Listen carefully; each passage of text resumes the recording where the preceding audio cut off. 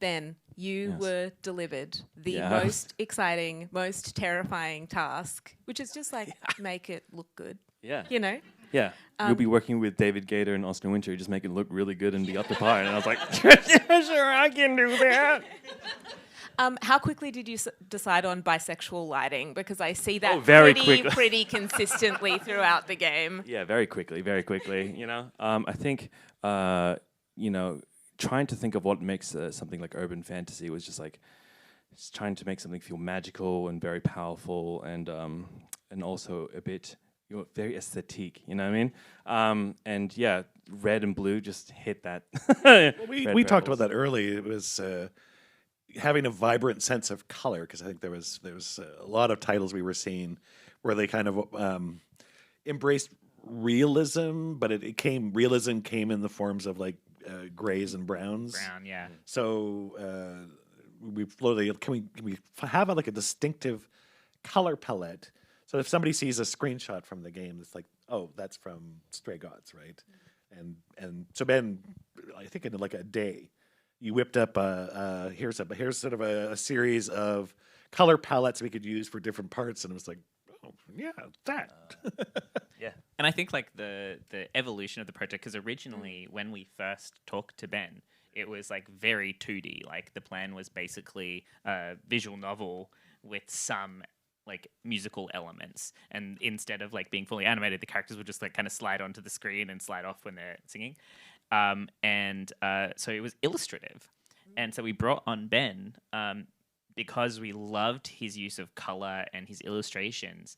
And then we took a hard left turn and we're like, okay. Suddenly it's 3D. We had all these publishers telling us like, well, if you want to create something of this scope, it has to be 3D. We can't sell like a 2D game like this. And so we were like, okay. And so then Ben had the ultimate challenge of translating his style into 3D. And then when publishers were like, actually, that's too risky now, that the budget's too high, we're like, what? You asked us to do this. We did this 3D thing because Just for you. And then Ben had to then learn how to translate into yet another style. Yeah, we just kept evolving, just kept changing. So much evolution. I mean, but we didn't go back to the original, because when he mentioned like the characters. A lot of games do that, especially in visual novel style. When you talk to somebody, it has like a separate. They have a separate picture that sort of appears on the screen, and then you have your dialogue in a window next to them. But turning it into sort of a like graphic novel that sort of simulated the use of camera with like a 3D background, that wasn't anywhere on our radar originally. But getting to this style sort of to add a sense of life, that was the real artistic journey after we abandoned the 3D version. Yeah, I think the 3D version really showed us the power of having like a cinematic feel to it, and how having it be in there in the action and really feeling the room and the environment and the atmosphere was really important. And I think that's something that Liam was like, we're keeping that somehow. We're gonna do it, So. Yeah, I'm interested when you were thinking about those design features that might be more sort of typical visual novel versus graphic novel, like little character cards. Did you ever did you shed those quite quickly, or did you keep them for time? That's a good question. I think it was pretty quick. Like, I think we knew that once we were done with the 3D demo. We sat down and discussed our options. Yeah. Came up with like, oh, let's try this. You put together a quick prototype of that, as I recall. You did one conversation, which was the very beginning of the Grace Persephone challenge song? Question mark, or was it the Minotaur? I think it was the Minotaur. I think it was the Minotaur. Yeah, okay. Grace versus the Minotaur, right.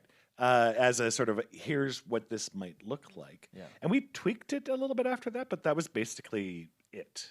The first version of like, yes, let's do that. Because I think, there was some discussion, and it was a sort of a measure twice, cut once situation where we did a lot of talking and navel gazing for a bit to figure it out. But then once we picked our path, we just ran.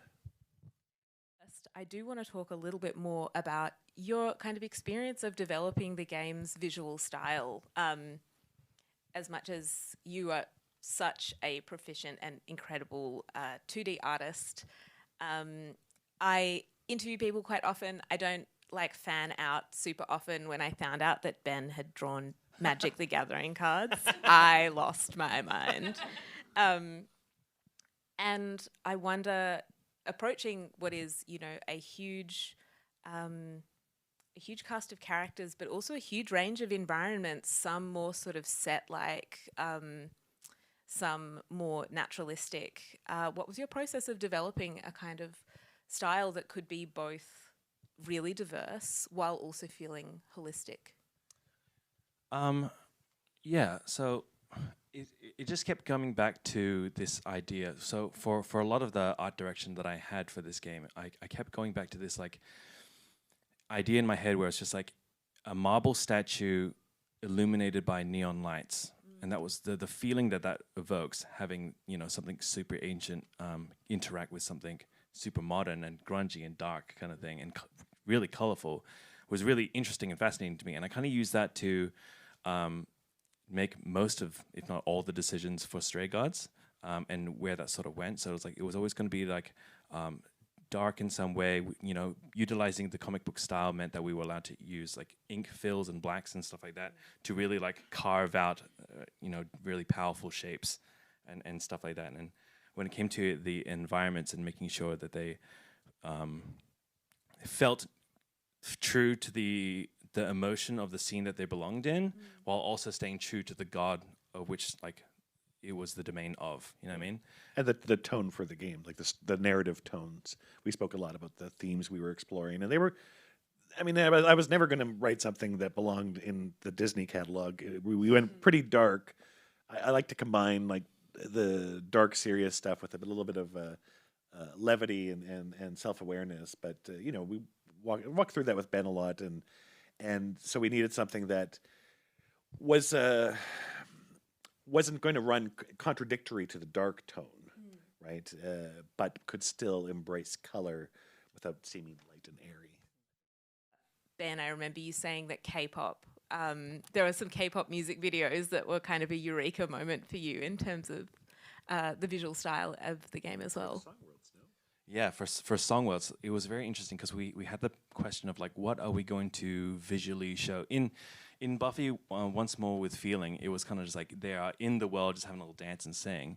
But we had this opportunity to use the visuals to, first of all, visually distinct it from this is happening in the real world to an extreme version of everyone's feelings, everyone, state of being. And it also represented an opportunity to really push the emotion of everything. And boy, do we go hard on those emotions, And so, I was trying to find some sort of inspiration, like what can we look, obviously, no one has really done this before, which is why we're so crazy. And so it was kind of like trying to find sources that weren't other video games, because there weren't many. We found K-pop music videos. You were looking for music videos first. Yeah. And then all of a sudden you showed up one day at work and you were like, K-pop. And we were like, what? Yeah. K-pop's the future. Yeah. And then there was a couple of songs specifically. You were like, there's a music video that they did where they kind of are jumping between these song worlds in the video. And you were very excited. Even, to be honest, even once you showed us the video, we were like, you're like, yeah. I'm like, okay. If that says something to you, then great. Yeah, Songworlds were hugely influenced by K-pop because, like one of the things that I noted was that you switch through multiple worlds or rooms without giving a second thought, It's kind of just like, oh, okay, whatever. And so it was also a means for everyone to have their own distinguished stories or narratives or experiences that they're going through. Some people having a real solemn moment in a dark room with all these like lights being lit up of the phones simulating stars or something like that, right? And then someone else is just like stoically looking at a fireplace where everything's in ruin, And the visual distinctiveness and the feeling of them are different, and just being able to swap through all of them was so interesting to me, especially for in our songs where it would have like a structural, chronological arc essentially. Being able to okay, utilize multiple song worlds as a means to tell different parts of this story of the song, right?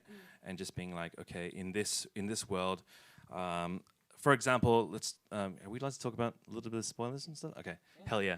I think there are probably few people in the room who have played the game, I imagine. You played the game? You played the game?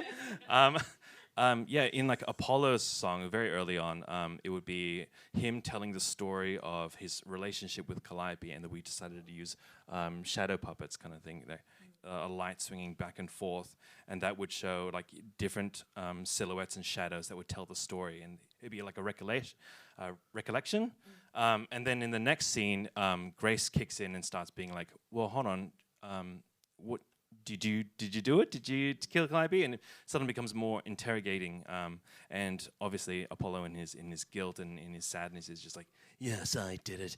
Oh my God, But he didn't confess or anything. But he's still saying like how he's feeling about it, and he feels guilty about it. And so we had that being in an interrogation room where it's like, surrounded in darkness, the one projector light shining on the face of Calliope, a very like a missing person sort of image, and he's sort of just like confronted with this, his face, directly at it, and he sort of has to just like confess his feelings about it, and it's just like, yeah, watching the fake love was a very breaking it down into like each little room has its own narrative going on, and you can switch between them, and it's also like a the audience expectation of having seen many music videos. It was kind of a risk, but it was like, I feel like if having everyone seen enough music videos, once it happens in Stray Gods, you're kind of along for the ride immediately. It's kind of like a learned thing. You're not going to sit there and question. Yeah, but like, wait a minute, where are they now? Yeah. That's not How possible. does her power work exactly? Because that absolutely could have been the case. Like, you could have done that, and it could have been a really jarring moment. But I think you did an excellent job of particularly handling the transitions. Yeah, that's also thanks to the wonderful cinematics team and the storyboard team, storyboard artists. So just stepping back a little bit, you mentioned that this like Minotaur prototype was the moment where you feel like you'd really nailed the song world style in particular. Is that right? Or the art direction more broadly? Well, it was our first sort of exploration into song worlds and what it could mean as a break from reality. And so that was where we really played it up. As well as that, that was around the time when we decided we were definitely going to do 2D. So realizing... We were going to have dancing. We were going to have dancing, So let's have movement and let's explore, like, if we're not, someplace like Once More Feeling is on television, they can't do massive set changes with a lot of money. Let's lean into the fact that we're using animation at least and do something that brings it to life. Let's watch that little animatic now. It's just clip 4.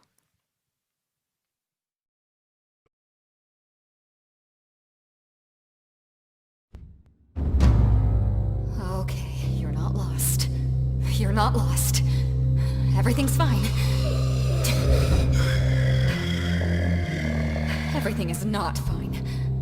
What wayward soul blunders in my shadows? Oh, are these your shadows? I'm just passing through. Total accident.